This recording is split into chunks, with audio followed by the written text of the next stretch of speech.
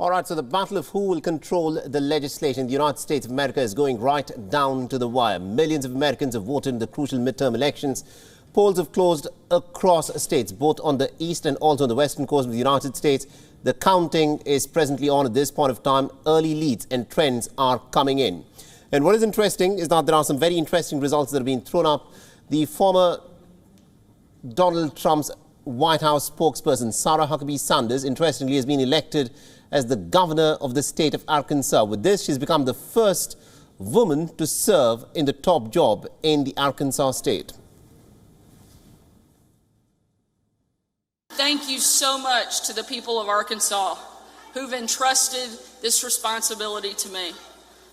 I will be forever grateful to each of you, and I promise I won't let you down. I will never, ever forget who and what we are fighting for, because I have three little reminders, Scarlett, Huck, and George, who are going to hold me accountable and remind me that every single decision I make as governor will have a direct impact on their life and the life of every kid in Arkansas. That is not at all something I take lightly, but it is something I know I'm ready to take on. I look forward to being Arkansas's very best governor for the next 8 years. Thank you so much. God bless you. God bless our great state. Thank you.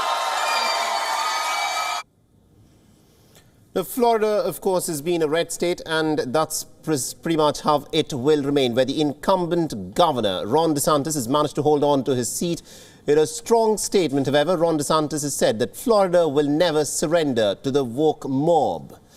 He's also, interestingly, tipped as a potential candidate to run for the president's job in 2024 from the Republican Party. He's seen as a rising star of America's political right. But remember, he, of course, could end up as a rival of Donald Trump. So it'll be very interesting to see as to how all of this, of course, pans out. Listen to what he had to say after it became clear that he's back again as the governor of Florida.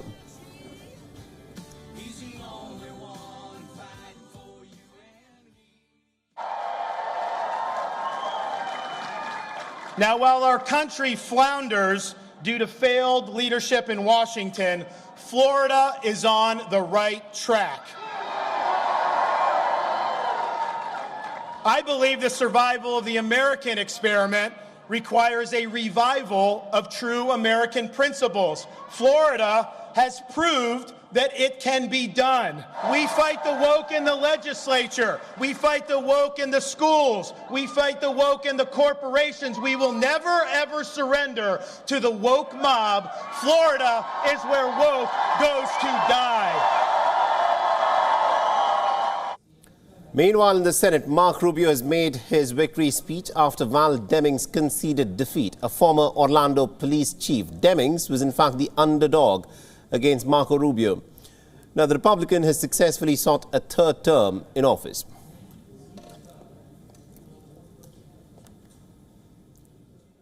I am more energized and excited about working in the Senate than I've been at any other time, because I believe we are on the cusp of a new generation of leadership in this Republican Party that will restore common sense, that will put hardworking Americans first, and that will leave for our children what they deserve to inherit, the greatest country in the history of the world. Thank you, guys. God bless you. Thank you. Thank you.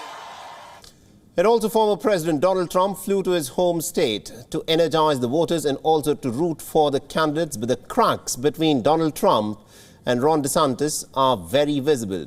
During one of Donald Trump's rallies, he also described Ron DeSantis as Ron DeSanctimonious.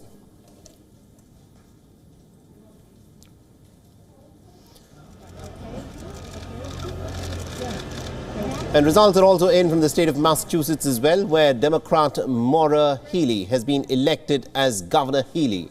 And with this, she will be the state's first woman and also the openly gay candidate to be elected to office. The 51-year-old Healey flipped the state from the Republicans after comfortably defeating her challenger, Jeff Diehl.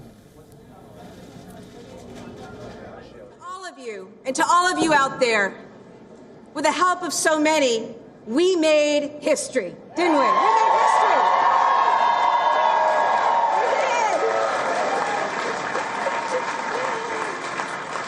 I stand before you tonight proud to be the first woman and the first gay person ever elected governor of Massachusetts. And as long as I'm governor, women will always have the freedom to control their own bodies, and our state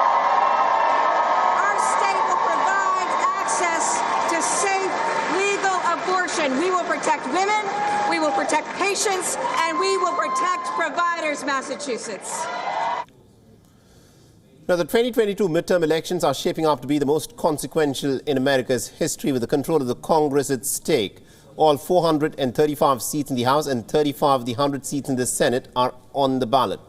The dozens of governorships, secretaries of states and attorney generals are also on the ballot.